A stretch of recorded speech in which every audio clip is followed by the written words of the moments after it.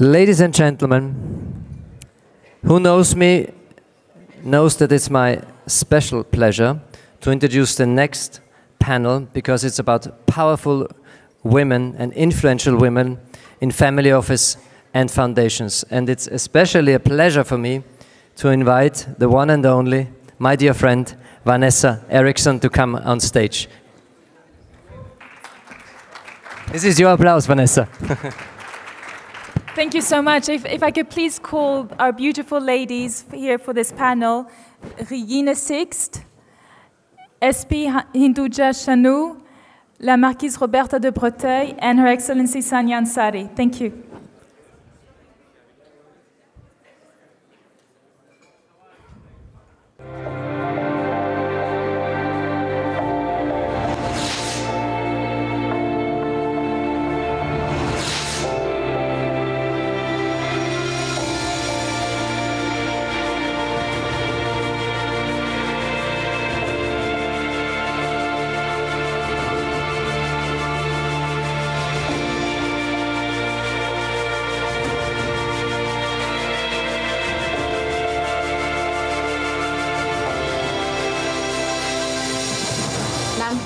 That my annexures, my spirituality, my way of conducting, my upbringing helps me to extend the power of that chairmanship to many other people in the world, especially women.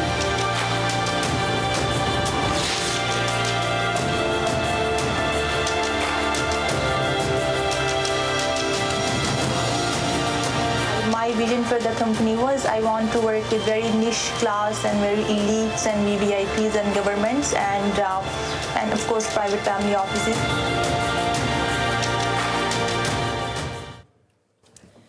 Thank you so much. Your Royal Highnesses, Your Excellencies, our summit host Anthony Ritossa, SVG Honorary Consul Giuseppe Ambrosio, our summit chairman Marcus Lenner, and esteemed delegates. We are honored to present to you our panel on the world's most powerful and influential women in family offices and foundations, presenting Regine Sixt, Senior Executive Vice President of Sixt International, Honorary Consul of Barbados in Munich, CEO of Regine Sixt Children's Aid Foundation, Drying Little Tears. Today, Sixt has a presence in 115 countries with a total group turnover of 3.3 billion euros in 2018, with 350,000 cars, and continues its unstoppable success story around the world. In her function as founder and chairwoman, the project dear to her heart, the Regine Sixt Children's Aid Foundation, Drying Little Tears, is permanently being expanded by the courageous philanthropist. With more than 130 projects in more than 45 countries, children in need receive assistance and hope by Regine. Next, we have Hinduja SP Shanu, chair of the Hinduja Bank in Switzerland. Shanu SP Hinduja is a senior member of the global Hinduja dynasty, the daughter of British Indian billionaire, philanthropist, and entrepreneur, Mr. SP Hinduja. Shanu is the chair of Hinduja Bank in Switzerland and also serves as chair of the philanthropic Hinduja Foundation US. Next, we have La Marquise Roberta de Breteuil. She's the founder of Eudoxia, French Riviera Beauty Treatments. She's the widow of Count of Alberti and wife of the current Marquis de Breteuil. The Marchioness and her son, Count Theodore d'Alberti, created Eudoxia Cosmetics with a collaboration of one of the best French laboratories associating the benefits of marine iodine and brown seaweed from the Mediterranean. Finally, but not least, we have Her Excellency Sania Ansari, chairperson of the Ansari Group, UAE. Sania Ansari belongs to a very noble, honorable, and prominent family from Medina, Saudi Arabia. The Ansari tribe is 1,400 years old and has played a significant role in Islam and is mentioned in the Holy Quran. We will kickstart our panel questions with Regine Sixt. And our first question is, what woman or man has inspired you to become the leader, the advocate that you are today, and why? Well, I don't have to think long about this. My deepest inspirations is definitely my husband, Eric Sixt, to whom I'm married over the last decades, and who is the CEO of Sixt SE. His trust in me, his encouragement, his inspiration are a permanent source of strength. He gave me the platform to be a leading woman in these days where it was not so normal, actually, to be a leading woman in a global world. His visionary thinking and acting is unparalleled. It is my daily challenge to cooperate closely with him. My role model, actually, always have been Elizabeth Arden, Estee Lauder, Coco Chanel, and Ariana Huntington. I think these have been always inspiring me, what they did, also in former days, and I'm happy that I can sit here with you and also be inspired by you. This lady is here sitting next to me. Thank you, thank you. Next we have Shanu Hinduja. What woman and man has inspired you to become the leader, the advocate that you are today, and why? More than, I hope I'm being heard. Thank you. So, good evening, ladies and gentlemen. It's really nice to be here, and I'm very privileged to be sitting with such privileged women over here. To be honest, more than just which people inspire me, I think nature is something that inspires me the most. We learn so much from our environment, from our planet. My true inspiration has been that, and that was guided by my father. As far as people are concerned, I think every single day I get inspired by every person I meet. And mostly, I get inspired by the work I do. Last year, I was nominated as the chair of my bank. And just being in that position is an inspiration for me because I feel like I'm the mother now of the bank and I need to provide for everyone. So that is my biggest inspiration. And one of our main principles is work to give. And that's why I work and inspire myself. Thank you. And next we have la Marquise Roberta de Breteuil. Quelle femme ou homme vous a inspiré à devenir la personne, la leader, peut-on dire, féminine que vous êtes aujourd'hui? Et pourquoi? Pardonnez-moi si je parle en français, mais vous m'intimidez un peu, alors je suis plus à l'aise en français. Bon. Alors écoutez, la personne qui m'a le plus attirée toute ma vie, c'est Helena Rubinstein, voilà, qui a créé vraiment un empire en cosmétique. So the lady that has inspired la Marquise Roberta the most in her life is Helena Rubinstein. Voilà. Elle a su aussi, déjà dans les années 50, traverser la terre entière pour vendre ses produits et s'est intéressée aussi à tous les artistes émergents, ce que j'aime aussi. So already back in the 1950s, Helena Rubinstein was traveling the world with her cosmetic products and already going over boundaries, can we say? Voilà, je pense que c'est bien. Et il y a d'autres personnalités qui m'ont beaucoup inspirée, c'est Charlemagne, parce qu'il a demandé à tous ses sujets de planter le lys dans leur jardin, car il cicatrisait les plaies. And then, of course, Charlemagne has always inspired her because he asked everyone to plant, I don't know, je ne sais pas comment on dit ça en français, en anglais, le lys. The lily in the ground, because apparently the lily would help to, if you had a wound, it would help to get better. Anyway, moving on to our next question, to Regina Sixt. What do you think is the most significant barrier to female leadership? You know what? Sometimes I have the impression that we ourselves are the biggest barrier to more female leadership, with our lack of courage and decisiveness. To be honest, from my point of view, it is strange that we as ladies talk so often about barriers and the DIS advantages of being female. My experience is this. We have many advantages, especially nowadays.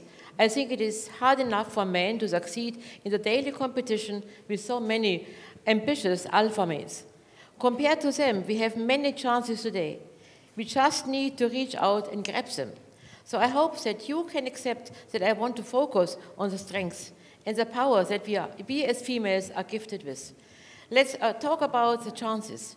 Times have never been better for us. And my simple advice to more female leadership, don't talk, act, ladies. But first of all, it would be the best world where women start to be very successful on their own. Like, for example, a group of Myanmar businesswomen leaders came to my office 2 weeks ago, 35 women who have, of course, difficulties to be a leading woman in their country, to learn from me how I did it, how we make it. And it was, for me, very motivating to talk to these ladies. And what we did, we have been agreed to do a charity project at a little hospital in Myanmar. This was the result out of this, yeah. So we have so many chances and so many associations I'm connected for female leaderships. I would like to give it to you and to be a part of it. Thank you so much. And moving on to our dearest Shanu, what do you think is the most significant barrier to female leadership? Maybe it was my upbringing, but I don't see that there are barriers today. I see these as opportunities to grow and to shine. I think we women are privileged and have been given the right composition of hormones to be home savers, and I think we use that in business too. And I really don't see barriers. I really see them as opportunities. And we are in an obstacle race, so it's either we bang into these barriers or we decide to jump over them. So really, I think we are born in a privileged time, and I think our ancestors maybe had these barriers. But today, I think being a privileged girl, I hope and I pray that I can be the person who can actually help everyone to see these as challenges to grow rather than barriers. So really, no, I don't see barriers anymore. And to Her Excellency Sanya Ansari, which I think we missed out the first question, and I apologize for that. What do you think is the most significant barrier to female leadership? Well, I think genetically being a woman by default is the most significant barrier we have. And men and women were born with their roles in life.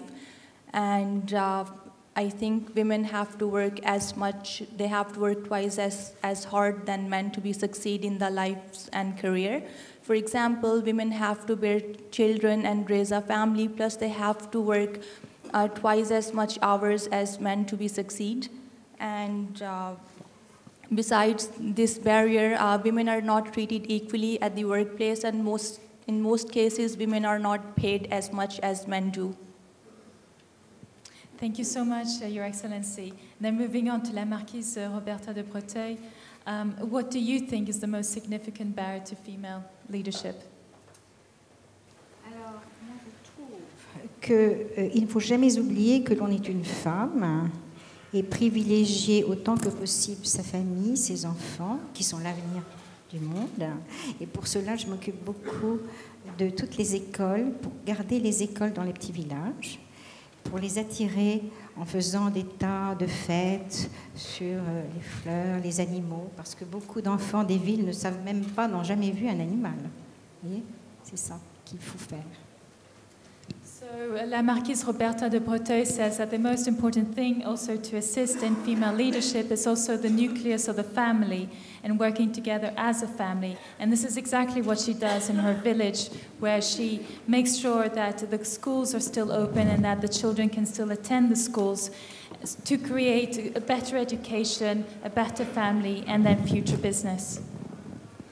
And then we'll move on to our third question here, which is to Regine Sixt. What has helped you be a more effective advocate, leader, and what advice would you have for others who want to advocate and lead? Well, in my experience, challenges must be mastered with hard work, both for women and for men alike. I can't say that I have to go to a board because I'm a lady. In order to lift the women's quota. If a lady wants to go in a leading position, she must have the right education and the same capabilities. That's what I'm talking about. Chances are good for business ladies in our times. I get so many invitations to talk at female networking events. I speak to about thousands and thousands of women every year, and I'm just founding a women network organization from all over the world where we connect where we connect and we all are giving money to one charity organization, that all of us can build hospitals and schools in the third world. This is my next project. And there are a lot of encouragement and mutual promotions in our female world. Besides that, so many companies look for top female executives and managers, sometimes because of the women's quota, sometimes we see the reason in the value set of a company. It is proven that business creates better results when women are supported and encouraged to make it to the top. At 65% of our workforce is female. And I'm not only talking about the key positions of our young employees, I speak about the women who are at the point of sales destinations, where they are the last step to our esteemed clientele. And they are the best to keep this contact, and I'm going to support them. I'm going to support them that they can come up to leading positions. No ambitious woman can make it to the top at Sixt. I'm definitely no exception. Is there? Everybody can make it. And when we hire a woman in our organization, she always has a patron. A patron is in the leading position, and the patron tries to carry this woman up to a leading position.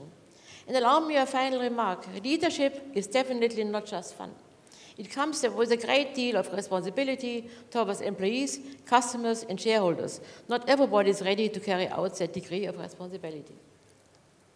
Yeah. Thank you so much. Thank you. And moving on to Shanu, what has helped you be a more effective advocate and leader? And what advice would you have for others who want to advocate and lead? Firstly, I think we're all born like flowers, and I think we all advocate for each other. But I think being born as the first child, as a daughter, put me in that privileged position to be able to bring about a change, to make the world, I suppose, as my colleagues have said, with hard work and bring equality. To reach to this position, I think I do have to give a lot of praise to my father, who actually, I think, with the upbringing that he gave me, taught me how to be this person who could lead by action. And I think my daughter Lavanya and my son Karam are what helped me to advocate even better. Because when you hear the suggestions of the new millennials, you help to improve yourself, and you're able to give more by knowing what they need today. So, thank you so much. Moving on to Your Excellency, before I forget you, like last time, what has helped you be a more effective advocate leader, and what advice would you have for others who want to advocate and lead? Well, consistency and persistence are the main ingredients for success, and self-confidence and self-motivation is also very important. And we all know that we have some days where we feel demotivated and we feel like giving up.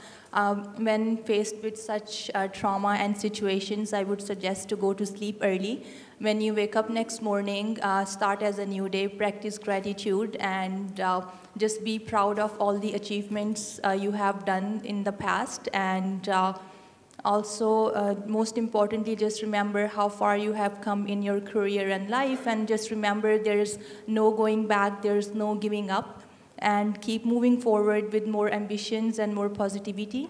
And also, I would suggest to practice gratitude on a daily basis, because I do practice gratitude daily, and you'll feel more balanced. Thank you so much.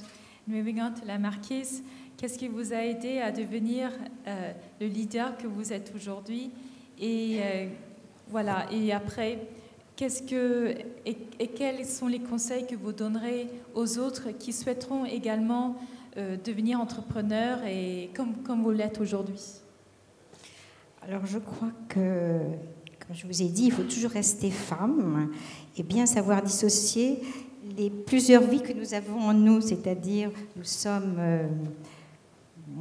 femme, épouse, mère, et aussi le travail qui est important. Mais je veux dire, actuellement, il est très important de savoir faire un lien entre les nouvelles technologies et tout le passé, c'est-à-dire tout ce qui est artistique. Parce que les jeunes ne savent plus tellement prendre un crayon, faire un dessin.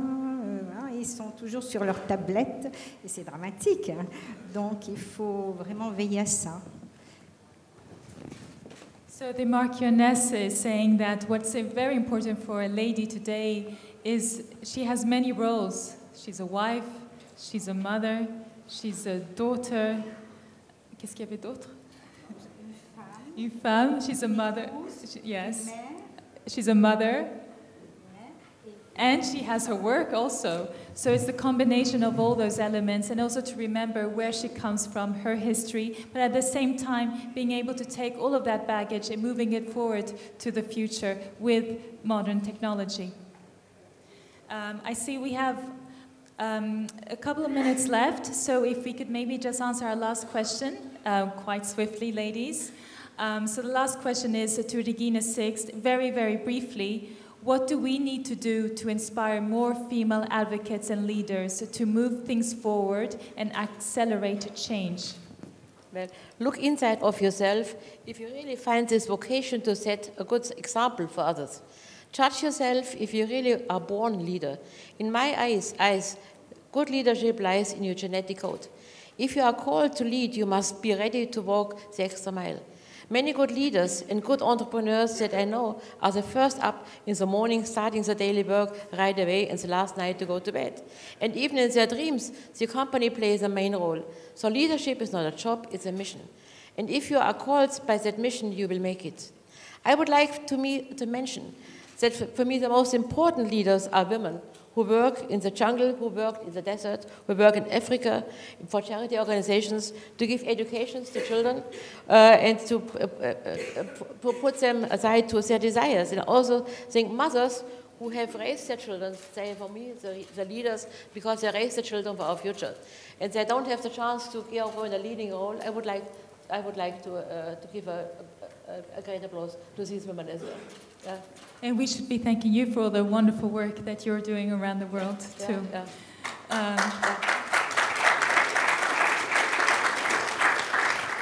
And moving on to Shanu, then, what do we need to do to inspire more female advocates and leaders to move things forward and accelerate change? Very briefly, we have 2 minutes left. Hard work, honesty, be inspired by your own thoughts, and set goals for yourself which are achievable, and use competition as an inspiration to work better. Thank you so much. Thank you.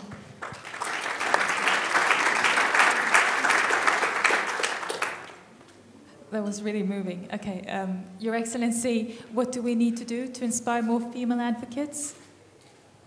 I think that women should develop a sisterhood, and they should empower each other, and they should educate each other to succeed. Thank you.